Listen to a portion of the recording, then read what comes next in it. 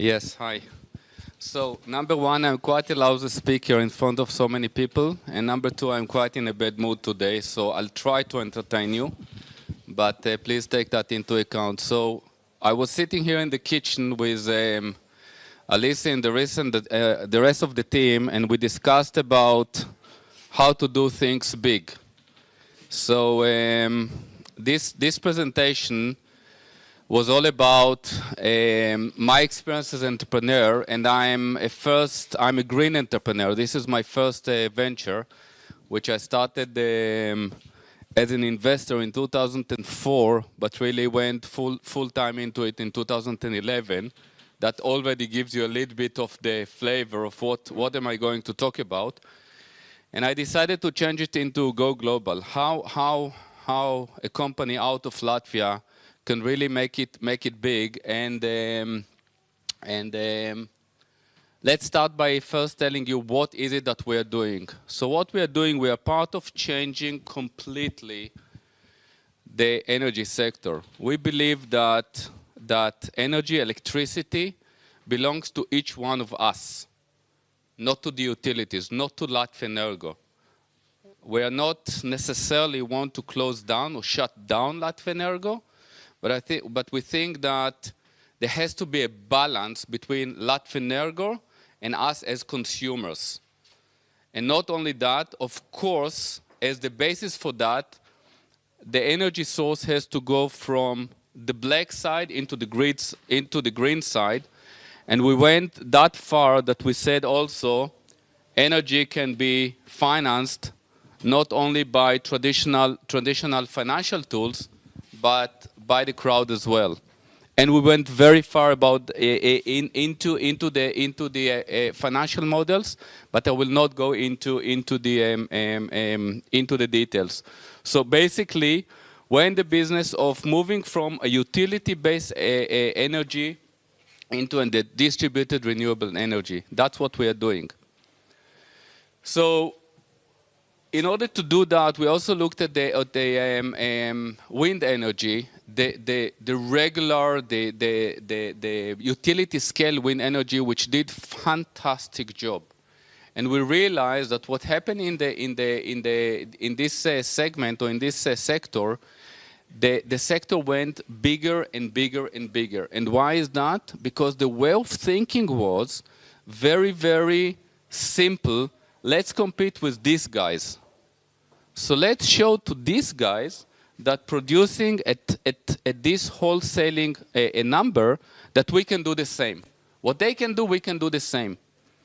And our thought was, okay, that's very, very nice, but at the end of the day, a consumer in Europe paying this price. So actually we said to ourselves, instead of going very, very, very big and compete with this ugly thing, let's stay medium, not very small, and compete with this number. So we shift the competition, the way of thinking of competition, from wholesaling to retailing, from what used to called the grid parity into the socket parity, and that was the first thing that we change in the way of thinking of the industry.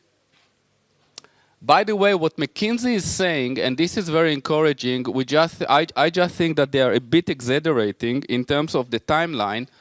They're saying that what we used to consume in 2012 as 100% from Latvenergo is going to go down all the way to 13, which means 87% reduction in the consumption from the utilities. This means actually bankruptcies of the world of utilities as we know it today, of the electricity utilities. And we see that in Germany. Giants like RWE, like E.ON, are struggling, are going into bankruptcy situation. They're talking about now merging the 4 big German companies into one, which is unheard of, in order to survive that.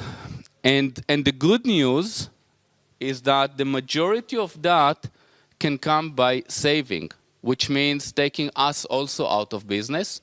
And still, there's left 20% for companies like us to compete on the distributed on the distributed generation. Now, it sounds like we didn't left with much, but we'll come to the numbers. So what we are doing today, we're actually working not with our own technology.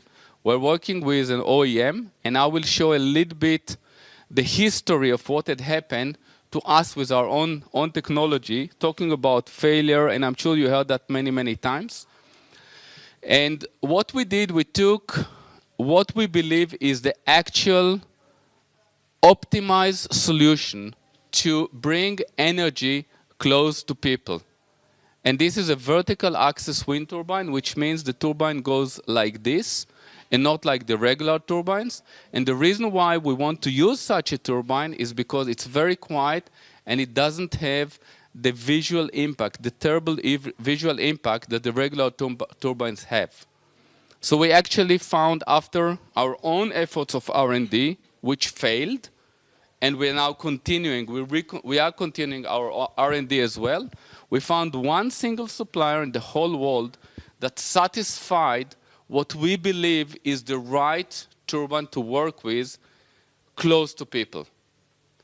But what I will show you is what are we doing with this turbine that came as a naked turbine in order to think absolutely outside of the box.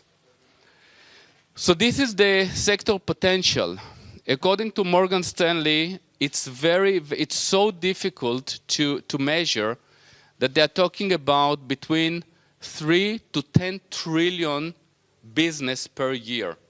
Even the Morgan Stanley and many others have a problem to define the numbers. And what we can see suddenly an announcement from Citibank saying, okay, we're going to put in the next 10 years 100 billion, only Citibank, into this industry. Suddenly we discovered that Google already invested 1.5 billion into sustainability. It's a giant, and I don't think, and when people ask me, do you know how big is your market? I say, no, I don't, because we are creating something from scratch. We are redefining the sector of electricity, of energy. So how is it all done? First of all is, of course, is the team. Everyone is talking about the team, and it is true. So Gunta, who is with us, she's not on the board. It's all my fault, but she's here, and I'm sure that all of you heard from her on a daily basis. The first thing is bring best people to the team. So I started with Jonathan. Jonathan is here. Jonathan is coming from Saatchi & Saatchi. To those of you that don't know, is one of the leading marketing agencies in the world. And I simply, when Jonathan was here, I did not leave him any place for a questioning. And I just told him, Jonathan, thank you very much to be our advisor. Now you are becoming part of the team. Same goes to Daniel. Daniel is associate to the company. Daniel was the chief marketing officer for the city of London and the communication director for the Olympics. And I will explain to you why we need people at this magnitude. And I can go on and on and on the caliber of the team members that we have. And that's also including the board members. Martin is a chairman of the 5th largest solar company in the world. And Hans Tumut, who is a close friend of mine, he's sitting in DNV on the advisory there, which is one of the most important company, of the most important company on advisory for the segments, for the sector. And this is the first message. If you want to succeed and you believe in what you're doing, there's no one person you cannot bring on board. And it's all about whether you believe it or you don't believe it. Because if you don't believe it yourselves, you cannot cheat the world. Not only that we recruited these people, we're also working with the likes of Pininfarina. To those of you that don't know, there was a discussion here about design. Pininfarina are the designers of Ferrari for the last 80 years. We are working with the #1 aerodynamics experts in the world for wind industry. We're working with Peter Jamieson. They call him the oracle of the wind industry. We simply not compromising on the team and the people that we're working with. You cannot compromise on that. Full stop.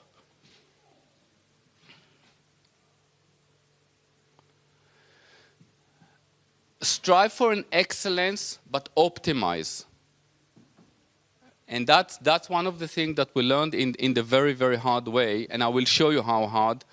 Yes, we want to build the best turbine in the world, but you have to go out there, and you have to optimize, and you have to be there on time. Therefore, the optimization is very, very important. You have to do one step at a time. Don't jump. We have vision. Yes, have the vision. And we have a huge vision, which I didn't share it with you yet. And still, we understand that at the moment, we have to do one simple thing. This is go out there and make sure that we are selling turbines. It's not how we are saying things or how we do things. It's the how we do things and how we are saying them and not the what. And I have that mainly with investors. It really is amazing. All discussions with investors is absolutely amazing because they know everything. They know better than me about the wind industry, and believe me, they have no clue. I met with the richest guy in Israel, and he came into the room and said, okay, you have 15 minutes to give us the pitch, and don't tell us anything about the wind industry because we know everything. And then after 1.5 hours, which I understood that he and his team don't understand anything about the industry, and they started to negotiate with me, I simply packed and I left the room and I said, thank you very much. And they were really, really in shock. So don't be shy to say what do you think. Don't be shy to stand against all these smart investors, smart VC guys that knows everything better than you. And just remember, it's the how you express yourself. And also don't be shy to pack your things if you don't feel comfortable and go to the next opportunity. Okay, this I'm sure that you heard a lot about fail and learn from it. So I'm going to share with you my failure or our failures. But really, when it comes to failure, there is one rule in the company, is that it's an unwritten rule that the success is of the team, the failure is of mine. That's non-negotiable rule that everyone in the team knows. And it's very funny because sometimes we have an argument and Jonathan is saying, no, it's my fault. And Gunther is, no, it's my fault. And there is the biggest fights we have in the company is the responsibility that everyone is taking. And before I show you the failure, this is very much connected because how far should entrepreneur go? So I told you I invested the first time into the whole thing in 2004. Today it's 2015 and I'm here. So am I stubborn or is it the persistence? So I assume that if there will be a great success, which I believe in, this guy was persistent. But if there will be failure, everyone will ask you, why you were so stubborn? So let's look into it. So how did we start the whole thing? We started the whole thing through a license agreement with some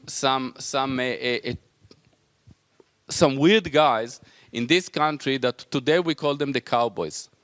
So we were supposed to have, together with these cowboys, a license. So we were supposed to take their technology to the world. All agreed, all signed, and it was time to test the turbine. Before the testing, these guys decided that they want 5 times the bonus that we're supposed to receive upon success. Why? Just because. And of course, we said no. So I'm driving one very beautiful evening of July 16, 2012, together with an investor, a friend of mine that is willing to put €1 million into the company. He just wanted to see the turbine. And we're driving, and the turbine is standing in Tulsi, in Tulsi. And we're driving, and we're coming to the road, and I'm saying to him, "Yep, they took the turbine." He said, "What do you mean they took the turbine?" I said, "They took the turbine." So we're coming close, and that's what we are finding. So this is the test field, okay? So if someone is talking to you about failure, look at me. I can tell you about failure.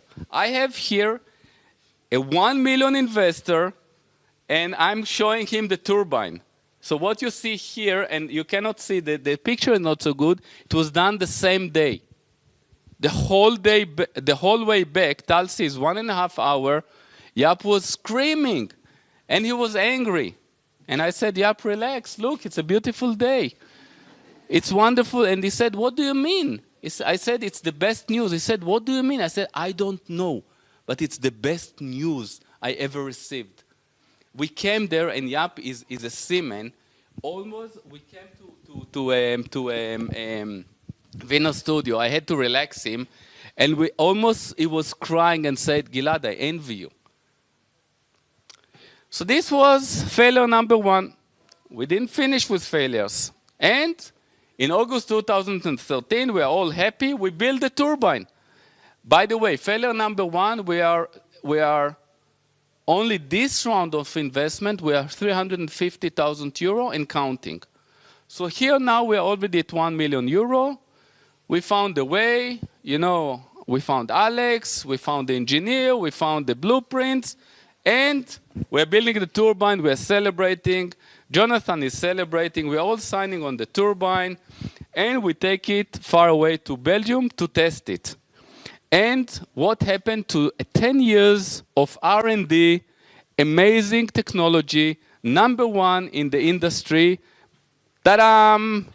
Failure number 2, okay?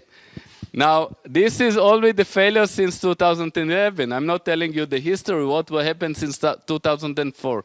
So what happened is that a storm came, very strong storm, and opened the double brakes that we had, and the turbine went loose, and we couldn't stop it, and we had to break it in order to stop it, okay? So what you see here are blades. Simply with a crane, we broke the blades.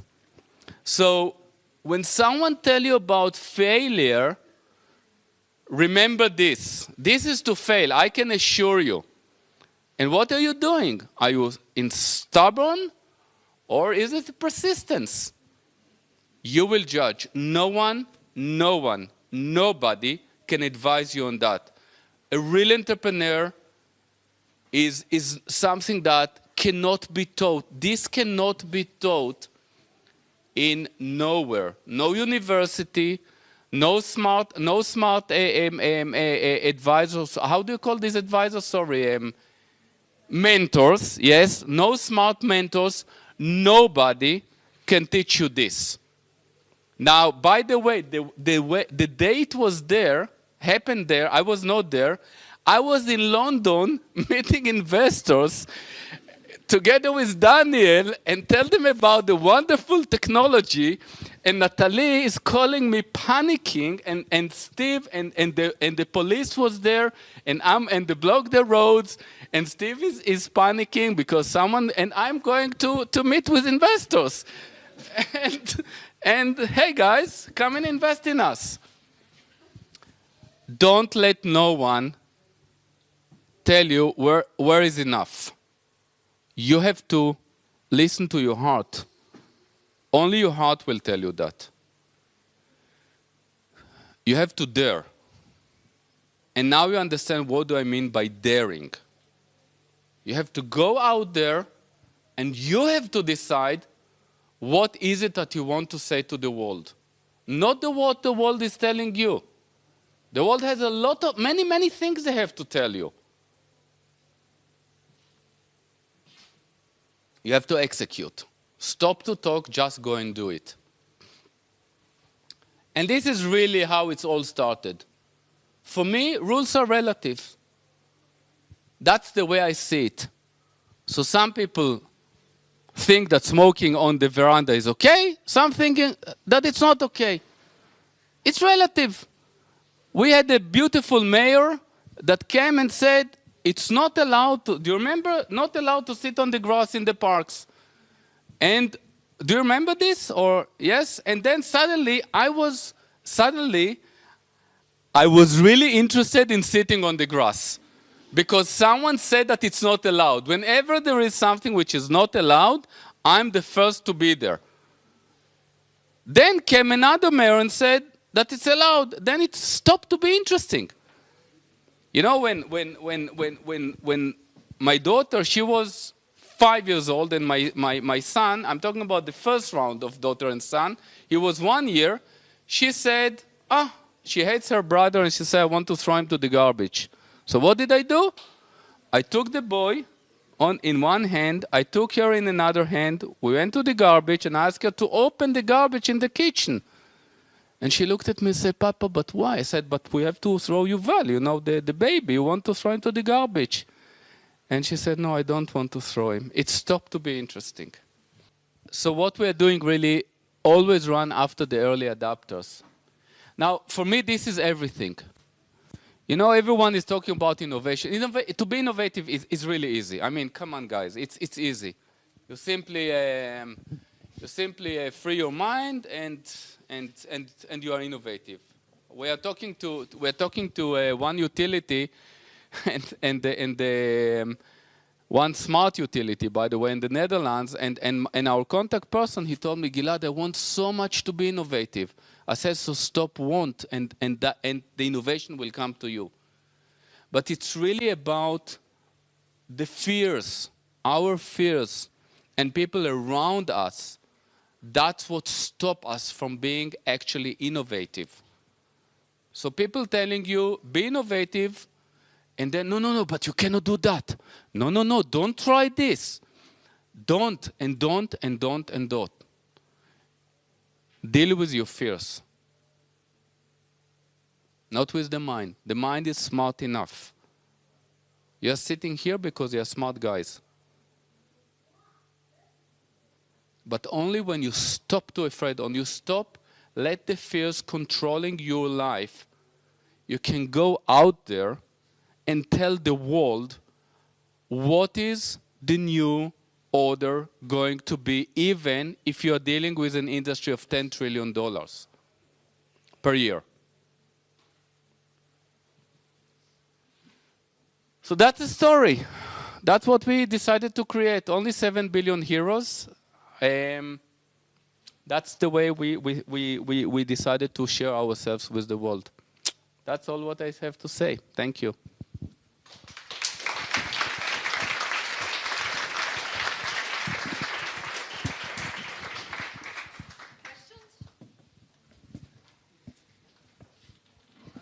We have to use the same microphone.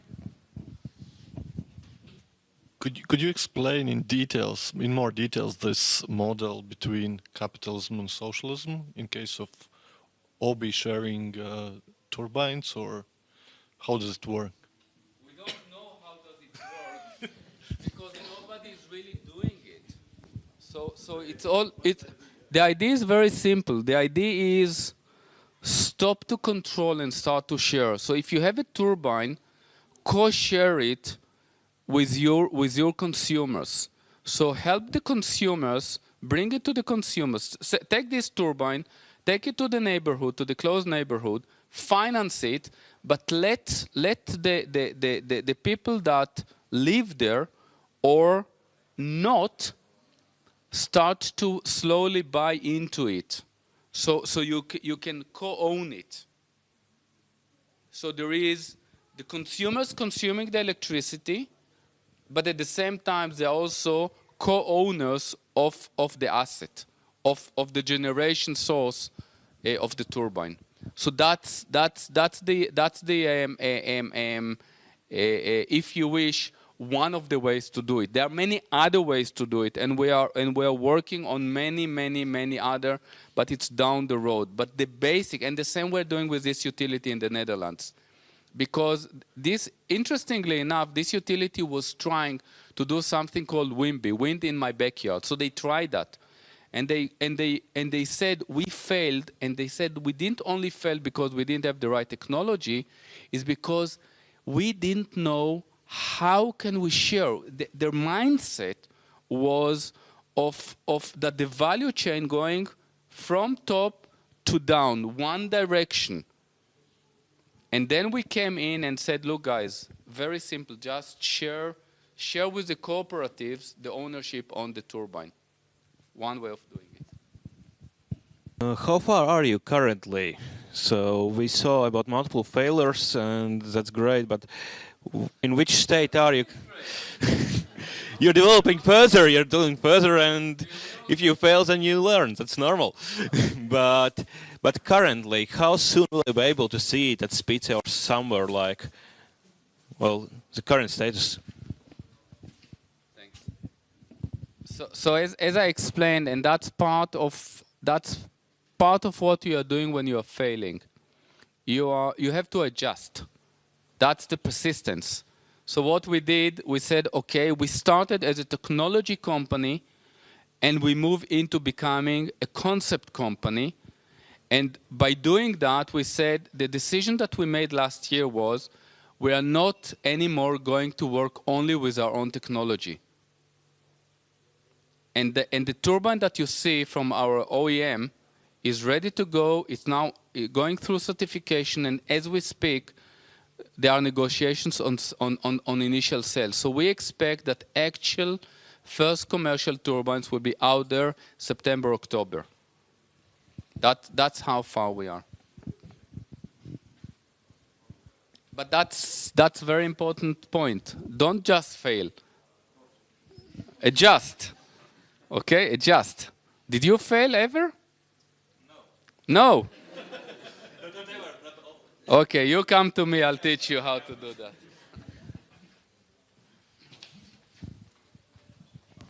So no doubt it's important to fail. How do you keep your team around after you fail?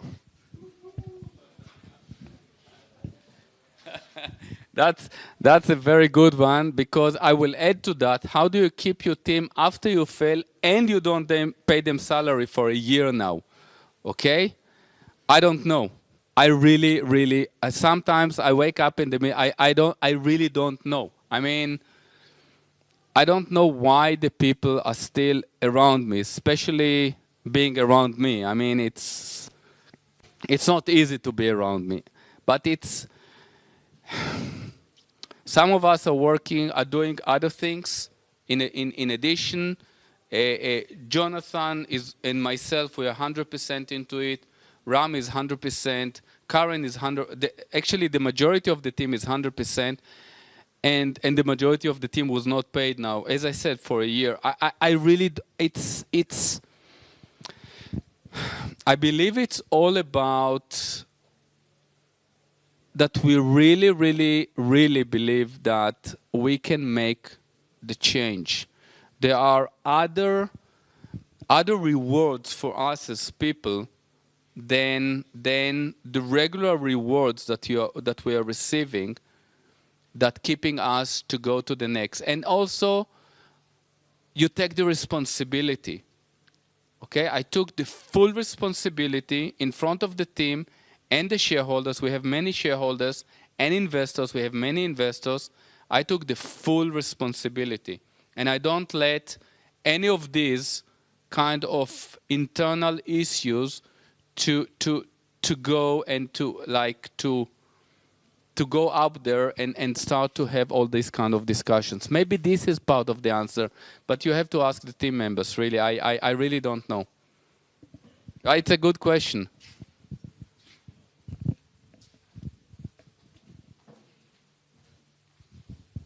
Hey, green tech, that's promising, and the revenue is promising and everything. But I believe that that's not why you're in it, right? And why are you in renewables and green technology? Is it your passion, or Something else?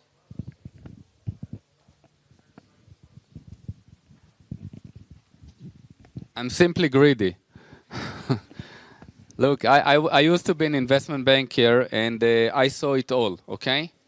I've been in Moscow, and I was flying all the private jets you can think of, all the 25-meter long blondes, vodka, well, I'm not drinking vodka, but caviar and what have you there, I've seen it all. And it means nothing. It means nothing. We really, really, too many of us, and we really, maybe you guys don't understand what you just heard about it, but I went and I met with scientists, and I'm reading about it all the time, but we are destroying this planet. Seriously, this is not a joke. And we have to go to CO2 zero. Not cutting by 50%, not by 60, not by 80, not by 9, zero. And we don't have more than 20 years to do that. Because the majority of you are at least one generation younger than me. And if I think that it's my responsibility, I have a half-a-year-old baby and another 3 children, as much as I know. And I think that it's my job and it's my responsibility to stop to talk about it and to do something about it.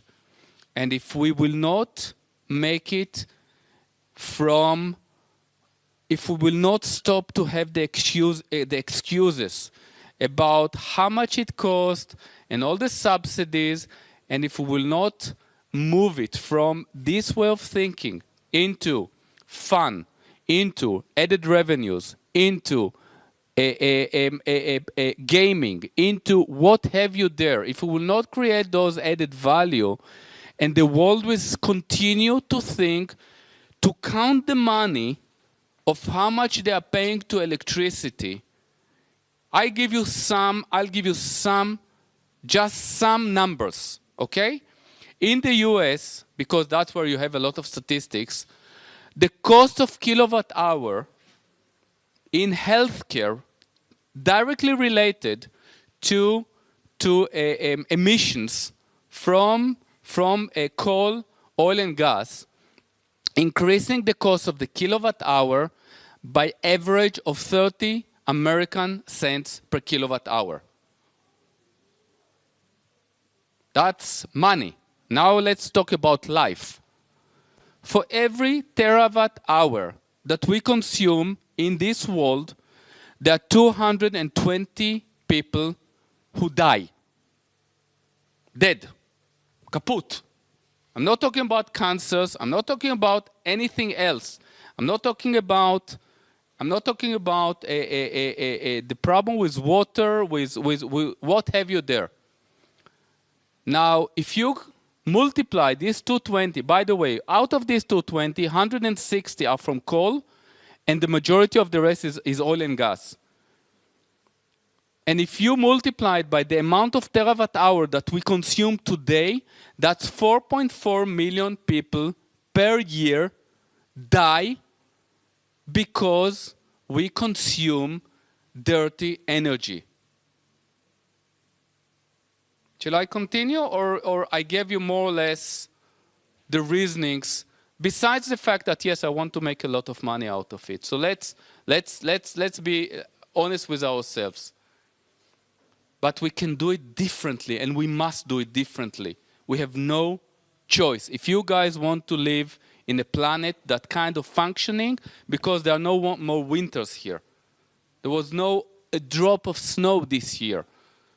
Today we're in April, and or in March we had 17 degrees. Do we still need any signals? I don't think so. So it might be that we are already over the edge. It might be that it's non-reversible. At least some people told me that no matter what we are going to do, it might not be reversed. 2014 was the first year ever that the CO2 was stabilized. So maybe maybe there is a chance. Maybe. That's why I'm doing it.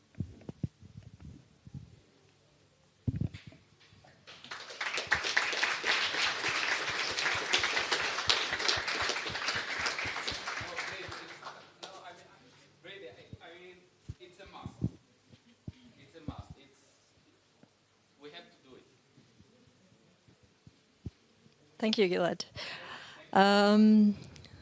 Okay, if you have more questions, I guess later on we will now continue with the announcement and some more fun part, hopefully.